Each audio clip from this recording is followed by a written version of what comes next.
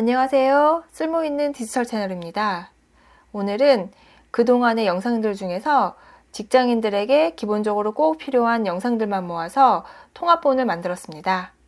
순서는 다음과 같습니다. 그럼 지금부터 시작해 보겠습니다. 엑셀에서 보고서를 작성하다 보면 사진을 첨부해야 하는 경우가 생기죠. 사진 한 장이면 간단할 텐데 여러 장 사진을 동일한 사이즈로 셀 안에 한 장 한 장 넣기는 번거롭잖아요. 그래서 오늘은 엑셀에서 여러 장의 사진도 간편하게 삽입하고 활용하는 유용한 팁 3가지를 알려드리려고 합니다. 사진이 포함되어 있는 엑셀 문서에서 활용하기 좋고 시간 단축되는 사진 삽입 방법들을 자세하게 알려드릴게요. 채널 초기 영상에서 셀의 자동 배열하는 방법은 다룬 적이 있었는데요. 더 업그레이드해서 준비했습니다. 바로 시작해 보겠습니다. 첫 번째는 여러 장의 사진을 셀에 딱 맞게 자동 배열하는 방법입니다. 이러한 데이터가 있다고 했을 때 사진을 삽입해 보겠습니다. 사진을 준비하실 때 파일명을 순서대로 하셔야 이 방법을 이용하기 편합니다. 사진을 삽입하기 전에 셀 크기를 먼저 확인하시는 게 좋은데요. 행 한 곳을 선택하신 후에 오른쪽 마우스 버튼을 눌러주세요. 여기서는 센티미터는 알 수 없기 때문에 다른 곳에서 확인해 보도록 하겠습니다. 보기, 페이지 아웃 가시고요.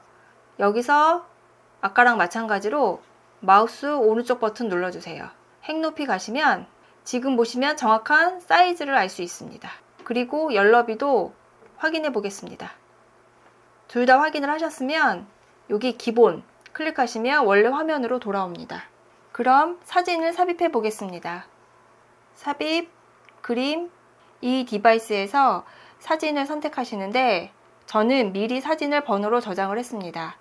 그런데 번호를 저장을 했어도 순서대로 안 나오는 경우가 있어요. 그럴 때는 정렬 기준을 확인해 보세요. 오른쪽 버튼 누르시고 정렬 기준을 보시면 되는데요. 여기서 정렬 기준을 확인해 보시면 됩니다. 상황에 맞게 정렬하시면 될 것 같아요. 원하시는 사진 전체 다 선택하시고요. 삽입해 주세요. 그러면 이렇게 사진이 삽입이 됐고요. 크기를 조정해 보겠습니다. 여기 그림 서식에 이쪽에 보면 높이와 너비 조정하는 칸이 있는데요. 아까 우리가 사이즈를 확인을 했잖아요. 그 사이즈보다 저는 조금씩 작게 하겠습니다. 왜냐하면 딱 맞게 하면 옆에 셀의 칸이 가려질 수가 있어요. 그래서 저는 아주 약간만 작게 조절을 해보겠습니다. 2.4로 조정을 했더니 너비도 2.4 정사각형이 됐어요. 가로 세로 비율이 똑같이 적용이 돼서 그러는데요. 여기 조그만 화살표 클릭하시면 그림 서식이 나옵니다. 여기서 가로 세로 비율 고정을 해제를 해주신 다음에 너비를 조정해 주시면 됩니다. 그러면 높이, 너비 다 조정이 됐고요. 만약에 가로, 세로의 원본 비율이 변경되기를 원하지 않으시면 가로, 세로 비율 고정을 그대로 체크하셔서 사용하시면 됩니다. 이렇게 사진 크기는 변경이 되었습니다. 사진들을 셀에 이동을 해보겠습니다. Alt키를 누르신 상태에서 사진들을 이동을 하시면 셀 칸에 딱 맞게 이동이 됩니다. 마지막 사진을 마지막 칸에 옮겨 놓습니다. 이럴 때도 Alt키를 이용하시면 셀에 딱 맞게 놓으실 수가 있어요. 사진 하나 선택하시고 Ctrl A로 사진 전체를 선택해 주세요. 그러신 상태에서 맞춤, 왼쪽 맞춤을 해주세요. 그리고 다시 맞춤, 세로 간격을 동일하게 하시면 지금처럼 사진들이 일정하게 셀에 딱 맞게 배열이 됩니다. 이 방법은 사진을 저장할 때 이름만 순서대로 저장하시면 쉽고 빠르게 문서를 작성할 수 있습니다. 두 번째는 도형을 이용해서 삽입하는 방법입니다. 삽입, 도형 가셔서 여기 직사각형을 선택해 주세요. 그런 다음에 이 사진에다가 직사각형을 하나 그렸는데요. 아까 앞에서도 말씀드렸지만 Alt키를 누르신 상태에서 드래그를 해주세요. 그러면 셀에 딱 맞게 직사각형이 하나 그려집니다. 이 직사각형을 나머지 셀에도 다 넣어 보겠습니다. 앞에서 배우신 대로 해보겠습니다. Ctrl C 누르신 다음에 Ctrl V를 5개만 해보겠습니다. 그리고 마지막 칸에 Alt키를 누른 상태에서 옮겨주시고요. 이 상태에서 Ctrl A 누르셔서 앞에서 했던 거랑 마찬가지로 맞춤, 왼쪽 맞춤, 세로 간격을 동일하게 클릭해 주세요. 그러면 자리에 맞게 일단은 사각형이 들어갔고요. 이제 이 사각형 안에 사진을 넣을 겁니다. 도형 선택하시고요. 오른쪽 버튼 누르셔서 채우기로 가주세요. 이 상태에서 그림 클릭하시고 여기서 삽입할 그림을 선택을 해주세요. 이러면 사이즈 조정을 안 해도 원래 우리가 맞춰놓은 그 사각형 안에 사진이 딱 맞게 들어갑니다. 다시 한번 해보면요. 선택하시고 오른쪽 누르시고 채우기 가셔서 그림, 파일에서 그림 선택하시고 삽입하시면 됩니다. 그러면 셀 크기에 맞게 정확하게 사진이 조정해서 들어옵니다. 나머지도 다 해볼게요. 이런 식으로 하나씩 채워주시면 됩니다. 이 방법은 보고서를 만들 때 미리 만들어 놓은 거라서 필요할 때 한 장씩 넣으시면 됩니다. 사진 크기를 조정할 필요 없이 셀 크기에 따라서 자동으로 변환되는 게 이 방법의 장점입니다. 그리고 열 너비와 행 너비를 조절하면 이렇게 크기도 같이 조정이 됩니다. 마지막으로 세 번째 방법은 메모 삽입을 이용해서 사진 자동 표시되게 하는 방법입니다. 여기 제품명 한 칸 선택하시고요. 오른쪽 마우스 버튼을 누르신 후 메모 삽입을 해주세요.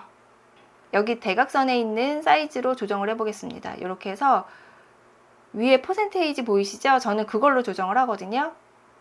이 상태에서 안에 있는 글씨는 지워주세요. 그리고 왼쪽 선을 한번 클릭하신 후에 오른쪽 마우스 버튼을 누르시면 메모 서식이 나옵니다. 여기서 색 및 선 가셔서 색에서 채우기 효과 가셔서 그림을 클릭해 주세요. 그림 선택 누르시고 들어갈 사진을 선택을 해주세요.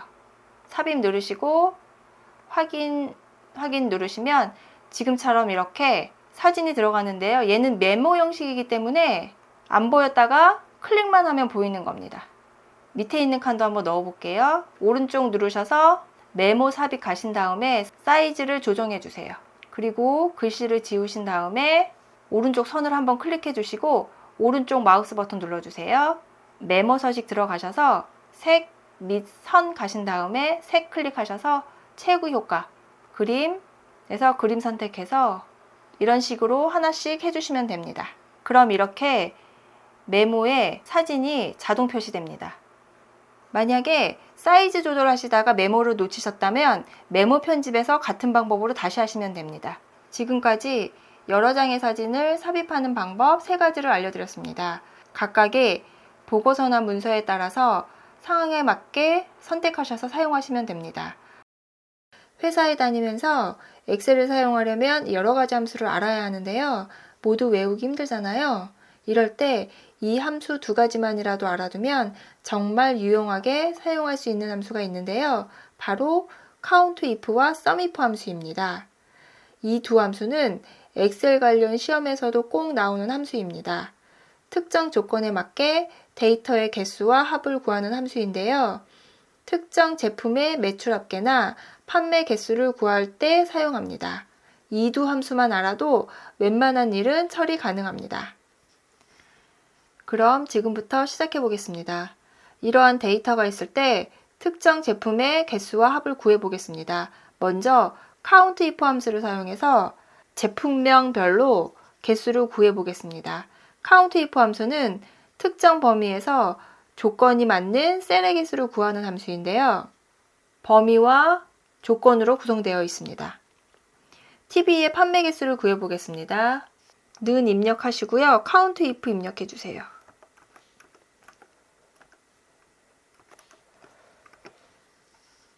가로 여시고 먼저 범위를 지정해 주세요. 제품명 전체를 범위로 지정하시면 되고요. 쉼표 입력하시고 지금 TV의 개수를 구하는 거잖아요. 여기 지금 제품명이 함수 때문에 가려져 있기 때문에 그냥 입력을 해 보겠습니다.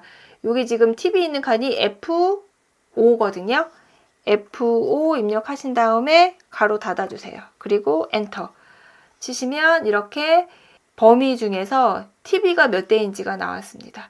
이거를 자동 채우기 한번 해보겠습니다. 자동 채우기에서 개수가 나왔는데요. 여기 보시면 건조기가 지금 한 대로 나와 있거든요. 근데 하나, 두 개예요, 원래는. 왜 틀리게 나왔을까요? 이유는 여기서 자동 채우기를 했기 때문에 범위가 하나씩 밀렸기 때문입니다. 지금 TV 같은 경우에는 C5에서 제품명 마지막 셀까지 잘 되어 있잖아요. 냉장고를 볼게요. 냉장고는 C6에서 C19. 지금 보면 한 칸씩 밀려 있기 때문에 건조기 같은 경우도 C11에서 F11까지 범위가 지정이 되어 있습니다.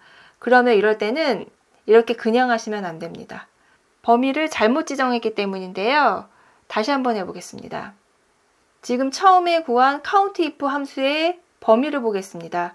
범위를 보시면 C5에서 제품명 마지막 셀까지 상대 참조로 되어 있습니다. 이 범위는 움직이면 안 되기 때문에 상대 참조가 아니라 절대 참조로 하셔야 되기 때문에 여기 주소 앞에다 두시고 F4를 눌러주세요. 얘도 F4를 눌러주세요. 그래서 절대 참조로 만드신 다음에 다시 엔터를 쳐보겠습니다. 절대 참조인 주소로 바뀌었습니다. 개수는 두 대가 똑같이 나왔지만 수식이 절대 참조로 바뀌었습니다. 그러면 이거를 자동 채우기 해보겠습니다. 건조기 수식을 보시면 범위가 제대로 지정되어 있는 것을 알 수 있습니다. 그럼 이렇게 간단하게 판매 대수는 끝났고요. 그럼 이번에는 SUMIF를 사용해서 제품별 합계를 구해보겠습니다. SUMIF는 특정 조건의 합을 구하는 함수입니다.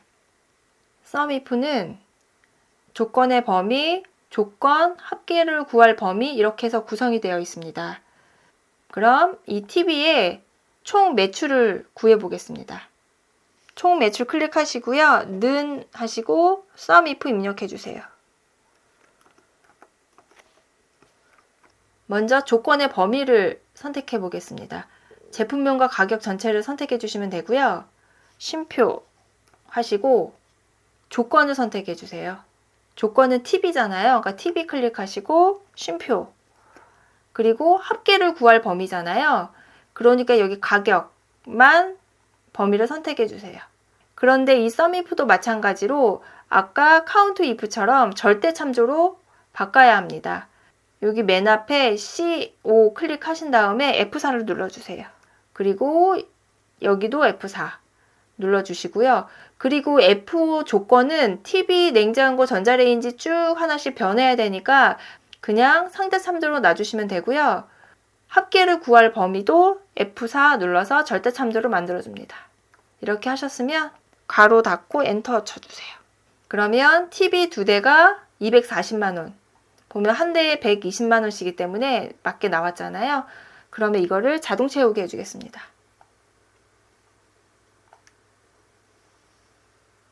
이렇게 제품별 판매 대수와 판매 금액까지 구해봤습니다. countIF와 SUMIF는 간단하고 쉬운 함수지만 활용도가 굉장히 높은 함수입니다. 회사 실무에서는 없어서는 안 될 함수이기 때문에 꼭 알아두세요. 오늘은 사용법은 아주 쉽지만 기능은 강력하고 데이터를 한눈에 파악할 수 있게 요약 분석해주고 보고서의 구조를 쉽게 변경하고 다양한 집계 형식으로 데이터를 분석할 수 있는 피벗 테이블에 대해서 알아보려고 합니다.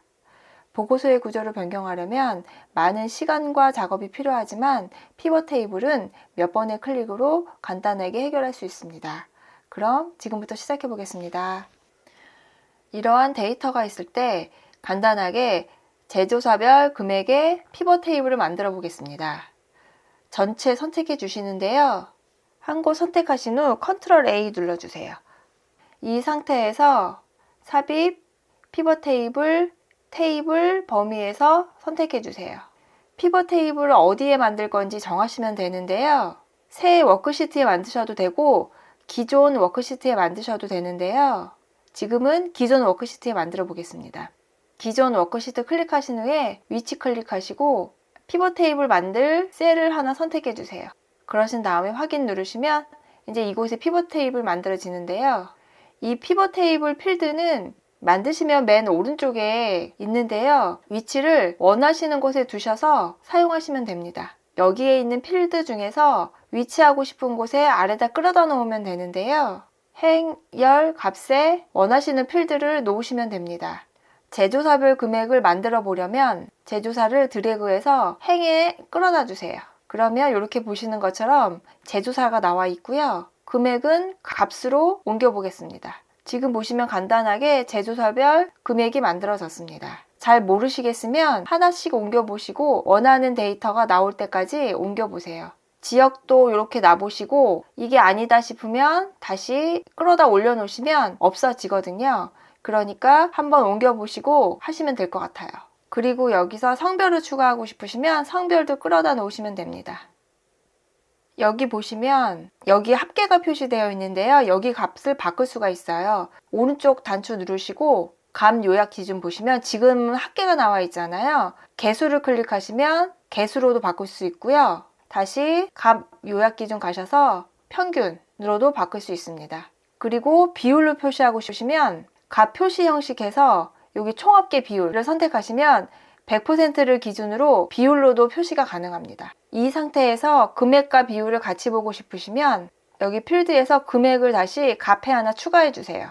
그러시면 이렇게 금액이 하나 들어왔는데 위치를 변경해 보겠습니다. 드래그해서 위치만 바꿔주시면 돼요. 이렇게 바꿨더니 금액이 앞에 왔잖아요. 이렇게 해서 추가하셔도 됩니다. 그리고 금액의 가독성을 높이기 위해서 천 단위 표시를 해주겠습니다.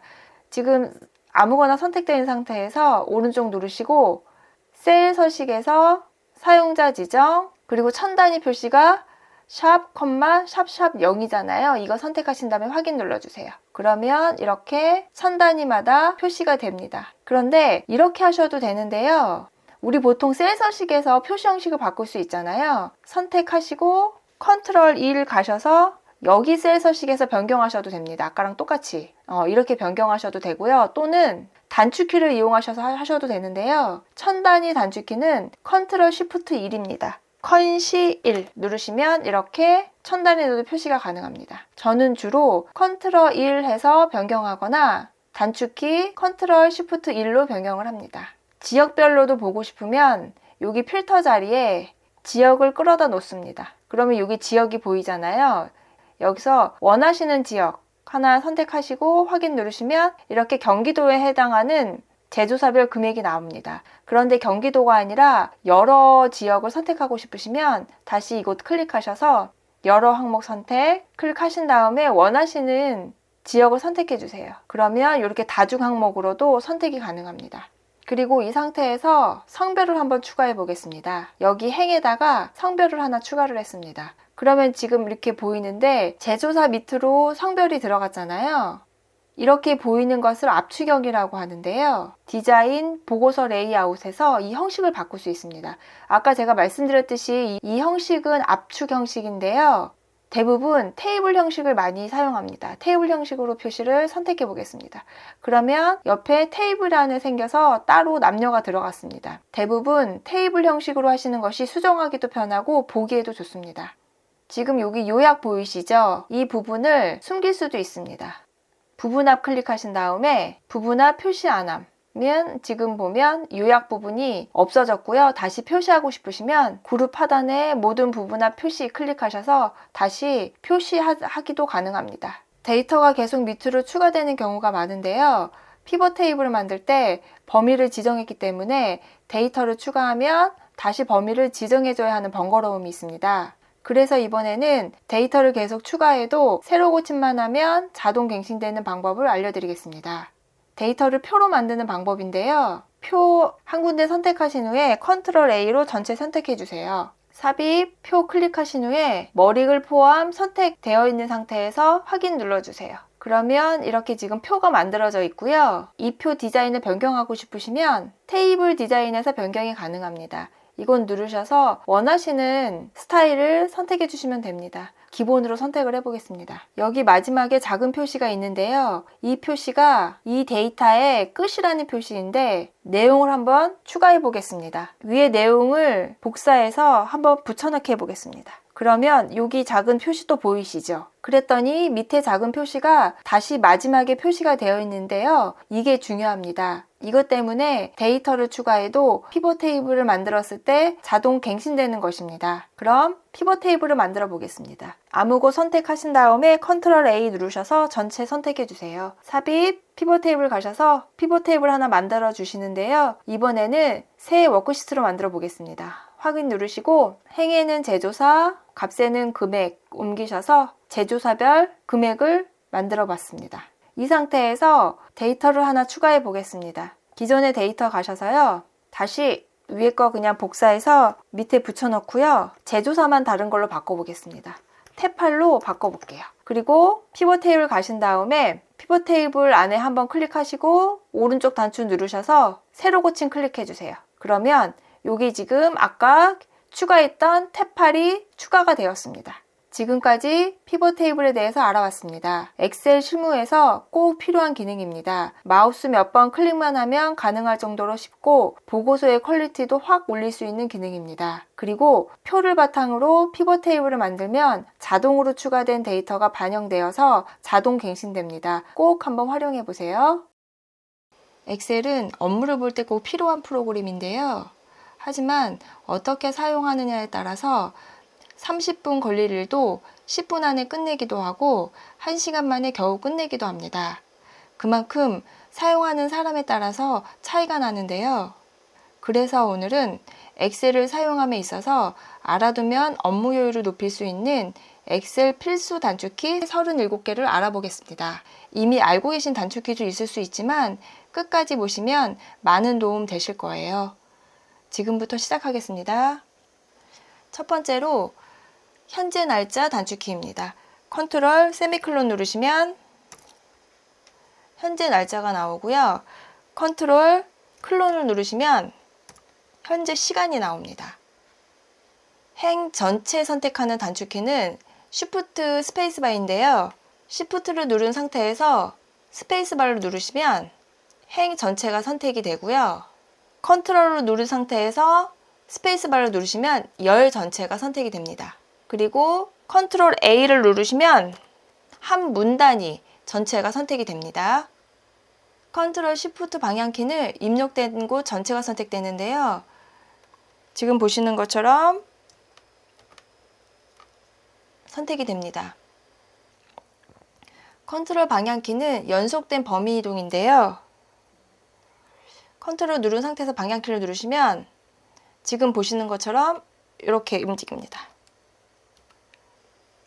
입력된 범위의 맨 끝을 이동하고 그 다음에 입력된 내용이 없으면 행의 맨 끝으로 이동을 합니다. Shift 방향키는 선택 범위 확장인데요. 이렇게 하나씩 확장할 수도 있고요. 방향키를 밑으로 하시면 밑으로도 확장이 가능합니다. 이 상태에서 입력한 단어가 있을 때 컨트롤 엔터를 누르시면 동일한 내용이 입력이 됩니다. 다시 한번 해보면요. Shift 키 누른 상태에서 방향키 이용하셔서 원하는 범위 지정하신 다음에 단어를 입력하시고 컨트롤 엔터를 누르시면 동일한 내용이 입력이 됩니다. 컨트롤 D는 위에 셀 내용을 복사를 하는데요.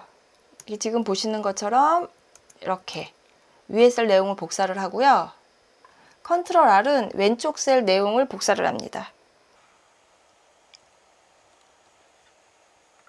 Alt W FF는 틀 고정 또는 해제를 나타내는 단축키인데요. 우리가 많이 사용하는 단축키입니다. 우리가 엑셀 문서를 작성하다 보면 내용이 한 화면에서 벗어날 경우가 있잖아요. 이럴 때는 일부분을 고정하고 사용하는 경우가 많은데요. 단축키 설명 1행을 고정을 시켜보겠습니다. 그럴 때는 밑에 행을 선택을 해주시고요. Alt W F를 차례대로 하나씩 눌러주시면 됩니다. 그럼 지금 보시는 것처럼 고정이 되었고요. 해제할 때도 똑같이 하시면 됩니다. Alt W F를 누르시면 해제가 되었고요. 번호 있는 열을 고정을 할 때는 아까와 마찬가지로 그 옆에 열을 선택을 하시고 여기 번호 있는 열을 고정을 해보겠습니다. 그러면 그 옆에 열을 선택을 하시고 Alt W F를 누르시면 지금처럼 고정이 되었습니다. 해제도 마찬가지로요. Alt W FF 누르시면 해제가 되었습니다. 컨트롤 플러스는 행 또는 열 삽입인데요. 이 상태에서 컨트롤 플러스를 눌러주시면 열이 삽입이 되고요. 삭제하실 때는 컨트롤 마이너스 누르시면 삭제가 됩니다. 그리고 행을 삽입하실 때는 컨트롤 플러스 삽입이 되고요. 컨트롤 마이너스 누르시면 삭제가 됩니다. 컨트롤 1은 셀 서식이 나오고요. 표시 형식, 마침 글꼴, 테두리 등 이 셀 서식에서 변경이 가능합니다. 그리고 다 아시겠지만 컨트롤 C는 복사하기입니다. 보시면 선택하셔서 컨트롤 C 누르시고 컨트롤 V 하시면 복사하기가 되는데요. 지금처럼 표를 복사하실 때는 열 너비까지 복사가 안 되잖아요. 이럴 때는 이 밑에 나와 있는 것처럼 컨트롤을 한번 누른 상태에서 W로 눌러주십니다. 그러면 열 너비까지 복사가 돼요. 컨트롤 Alt V는 선택하여 붙여넣기입니다. 우리가 이 복사한 전체를 선택할 수도 있고 수식이나 값 원하는 것만 선택해서 붙여넣기 할 때 컨트롤 Alt V를 하시면 됩니다. 컨트롤 F는 찾기 있고요. 얘는 말 그대로 찾기만 해주는 거고요. 컨트롤 H는 바꾸기입니다. 찾을 내용을 입력하시고 바꿀 내용도 입력하시고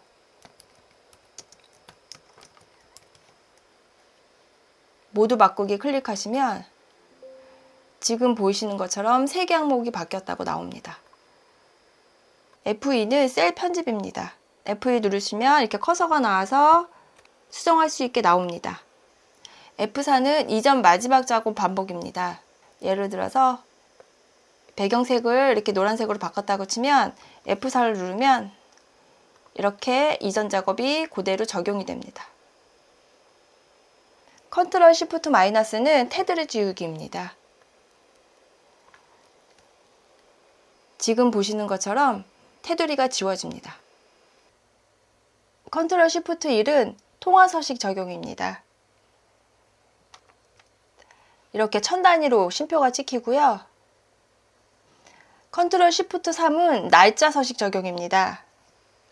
컨트롤 시프트 3 하면 이렇게 날짜 서식 적용이 됩니다. 컨트롤 시프트 5는 백분율 서식 적용입니다. 이렇게 퍼센트를 바꿔줍니다. 이번에는 셀 이동 단축키인데요. 이 기준점을 기준으로 봤을 때 우리가 엔터를 누르면 칸이 다 밑에 칸으로 이동을 하고요. 여기서 탭을 누르면 오른쪽 옆으로 갑니다. 그리고 Shift 탭을 누르면 왼쪽 옆으로 가고요. Shift 엔터를 누르면 윗칸으로 갑니다. 셀 이동 단축키를 잘 활용하시면 마우스 없이도 셀을 편하게 이동하실 수 있으세요. 컨트롤 마우스 휠은 확대와 축소를 할 수 있는데요. 컨트롤을 누르신 상태에서 마우스 휠을 위로 올리시면 확대가 되고요. 밑으로 내리시면 축소가 됩니다. 컨트롤 B는 진하게 다시 누르면 원래대로 되고요. 복사하기는 앞에서 알려드렸는데요. 컨트롤 X는 잘라내기입니다. 컨트롤 V를 하시면 이렇게 잘라내기가 되고요. 작업 되돌리기는 컨트롤 G, 그리고 다시 실행은 컨트롤 Y. 다시 작업 되돌리기를 해보겠습니다. 이렇게 사용하시면 됩니다. 컨트롤 S는 저장하기입니다.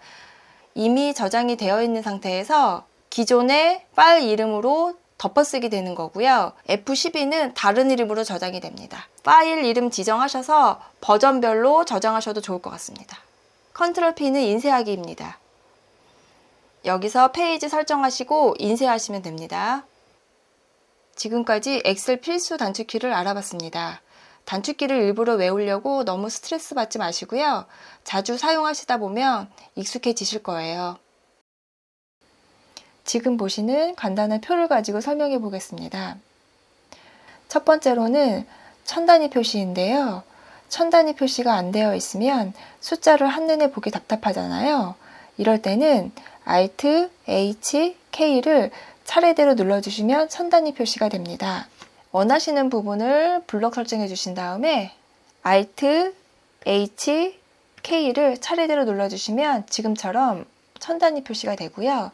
다시 한번 해보겠습니다. 범위를 지정하신 후에 Alt H K 누르시면 이렇게 쉽게 천 단위 표시가 됩니다. 이제는 마우스로 천 단위 찍으러 왔다 갔다 하지 마시고 한번 사용해 보세요. 두 번째는 F4 키입니다. F4는 직전 작업 반복하는 키인데요. 이렇게 채우기를 한번 해볼게요. 그리고 F4를 이렇게 원하는 곳을 누르면 바로 직전에 작업을 반복할 수 있어요. 글씨색도 바꾸고 F4를 한번 다시 눌러보면요. 이렇게 바뀌는 걸 보실 수 있어요. 정말 자주 쓸 수 있는 단축키입니다. 세 번째는 서식 복사인데요. 정말 유용한 기능입니다. 좀 전에 배운 F4 키는 바로 직전 기능 하나만 반복할 수 있다면 서식 복사는 여러 가지를 한 번에 수행할 수 있어요. 한번 해볼게요. 먼저 이 한 줄을 채우기도 바꾸고 글씨색도 바꾸고 진하기까지 한번 해보겠습니다. 이 상태에서 서식 복사를 한번 해볼게요. 여기 분 모양의 서식 복사 보이시죠? 얘를 클릭하시고 원하시는 곳을 드래그 하시면 됩니다. 그러면 이렇게 바뀌시는 게 보이시죠? 근데 지금 보시면 아시겠지만 한 번만 수행이 가능하거든요. 근데 내가 원하는 이 서식 복사를 여러 번 수행하고 싶다면 더블 클릭하시면 되거든요. 다시 한번 범위 지정하신 후에 서식 복사를 더블 클릭하시면 이렇게 여러 군데를 하실 수 있으세요. 지금 보시는 것처럼. 그러면 서식 복사가 여러 군데 되는 거고요. 이 서식 복사를 끝내시고 싶으시면 ESC 키를 누르시면 됩니다. 그러면 지금 보시는 것처럼 이제 적용이 안 되는 거 보실 수 있어요. 이 서식 복사는 여러 번 작업할 것을 한 번에 할 수 있어서 실무에서 시간 단축할 수 있는 정말 좋은 팁입니다. 네 번째는 열너비 단축키입니다. 여기 보이시는 표를 옆에다 붙여 넣으면 이렇게 됩니다. 즉, 내용은 복사가 되지만 열너비는 복사가 안 되기 때문에 다시 우리가 조정을 해줘야 됩니다.